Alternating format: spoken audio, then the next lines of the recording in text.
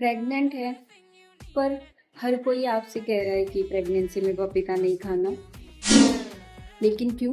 Hello everyone, welcome to my channel doctor Sonia healing touch. आज हम बात करेंगे प्रेगनेंसी में पपीता क्यों मना किया जाता है।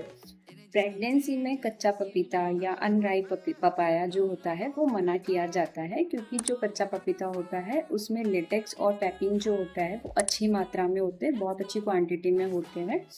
लेटेक्स और पैपिन जो होता है प्रेगनेंसी में यूट्राइन कॉन्ट्रैक्शंस जो है वो ट्रिगर कर सकते हैं।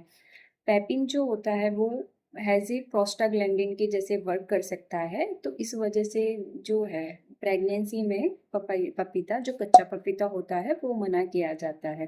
प्रोस्टाग्लैंडिन जो होते हैं वो प्रेगनेंसी में लेबर को इंड्यूस करने में यूज़ किए जाते हैं, तो पैपिन में भी कुछ ऐसी प्रॉपर्टीज़ होती है जो प्रेगनेंसी में आपके प्रीटर्म लेबर को इंड्यूस कर सकती है या फिर मिसकैरेजेस भी कर सकती है।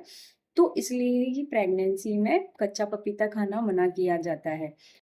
कच्चे पपीते में या अनराइप पपाया में कुछ प्रॉपर्टीज ऐसी भी होती है पेपिन की वजह से, जो फिटल मेम्ब्रेन जो होता है उसको वीक कर देता है, इसलिए भी आपको प्रेगनेंसी में पपीता है या अनराइप पपीता है वो आपको अवॉइड करना है।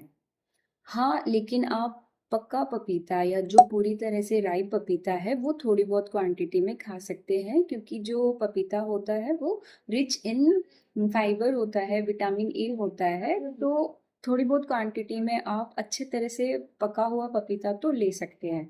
लेकिन डॉक्टर्स इसे पूरी प्रेगनेंसी में अवॉइड करने के लिए इसलिए कहते हैं, क्योंकि कभी-कभी ये जो पेपिन और लेटेक्स होता है वो कुछ क्वांटिटीज़ में रह सकता है, तो वो प्रेगनेंसी को प्रीटर्म लेबर इंड्यूस कर सकता है, इसलिए ही आपको प्रेगनेंसी में पपीते को अवॉइड करने के लिए कहा जाता है।